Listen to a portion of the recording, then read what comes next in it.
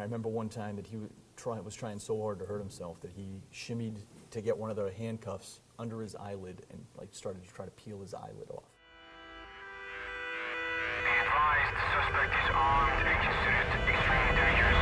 And continue on to the prison, and then we'll advise if we're just keep coming here. We'll advise as you get closer if you're still needed. Okay, clear. Everybody hold down the key, Northwest 125 with the active still front station.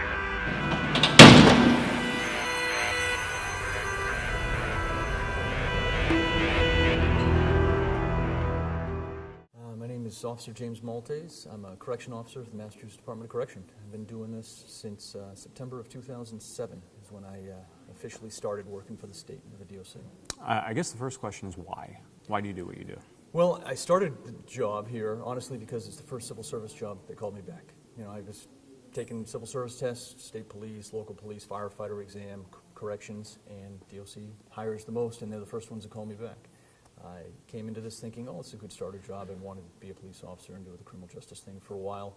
And 10 years into it, it's still the best job that I've been able to come across. You know, it's still working out good for me. Talk to me about some of the experiences that you've had here. What surprised you when you started? So many different things. So within my first year, one of the instances that I remember is this inmate who we had under, he was in 4 points, he was laid out on a bed and he was just strapped to as he kept hurting himself. And I remember one time that he was trying so hard to hurt himself that he shimmied to get one of the handcuffs under his eyelid and like started to try to peel his eyelid off. And I'm just like, people actually do this to themselves? And this was my first year there, and you know, there was an inmate who we constantly were having an issue with there, and I was just astounded that people actually did that to themselves. And I've seen several other people do the same types of things to themselves. So that was very surprising in my first year. Now that I've seen a lot of the different institutions in the department and learned a little more about what the DOC consists of, I'm surprised about the variety of different types of institutions we have. I mean, we're sitting in a Supermax institution right now, but we have institutions that have no locking doors, that have much higher populations than this institution has, but there's no secure way to hold the inmates there, and everything in between. So there's such a large variety of ways that we house inmates in the state. I was surprised by that as well. I was picturing this in every institution that I'd work in, and that's just not the case. This is kind of the unique institution as the state's concerned. When you're out off work hours and you're with friends and they talk about how stressful their jobs are, you know, how do you process that? Talk to me a little bit about the stress here. Well, to friends that work in civilian type jobs, yep. It's kind of hard to explain. Sometimes you tell them stories about the guy that tried to cut his eyelid off with the handcuffs, and they're like, oh my God. But I mean, honestly, most of my friends work in police, law enforcement, things like Sure. that. So, and that helps in many ways because you can tell them about the normal stuff of the job, the monotony of the job, and then those little 5 seconds of, oh my God, and they get that. Because most of the job is waiting for that to happen. You know, constantly being kind of like, all right, when is it going to kick off? When's something going to happen? Because right now nothing's going on, and that's kind of weird. So that's what most of the job's like. And when you talk to other friends that are in police, corrections, things like that, they understand that. Because my wife thinks it's all like Orange is the New Black, or you know, Oz, you know, those types of things, or you know, Scared Straight when they see places like this with people going wild, jumping off the tiers, and that's, if that ever happens, that's a rarity when it's that crazy like it is on TV. Do you worry about the relationship that you create with inmates and what happens if they ever get out? I never have really worried about that. It's certainly a thought that's on my mind, but I certainly try, and I know most of my coworkers try to be as professional and courteous as we can within that professional boundary. Try to treat everyone as you'd want to be treated. If someone's doing something wrong and it's your job to stop them or tell them to do something different, then that's my job to do that, but do it in a professional manner and keep it professional. Don't let anything here get personal with any of these guys. Some of them will try to make it personal. A lot of them will try to get under your skin, but it's just a job. And most of the inmates realize that, and the ones that don't, if you keep it professional, I've never had an instance where I had some sort of altercation on the outside. I've had several times where I've run into somebody who I had met as an inmate in prison, and I see him on the beach or walking downtown at the city common or something, and they're, hey, Officer Maltais, and that's the end of it. That's the end of it, you know, and they understand that there's that separation. I've never met any of them that wanted to hold the conversation outside of here, and it's kind of a known thing that, all right, you know where I came from, I know where you came from, Right. and that's that. So, you know, we're starting to recognize more and more in the military the impact of post-traumatic stress. Mm-hmm. But in this environment, is it safe to assume it's much more of a cumulative thing? It's the things that you see over weeks and months and years?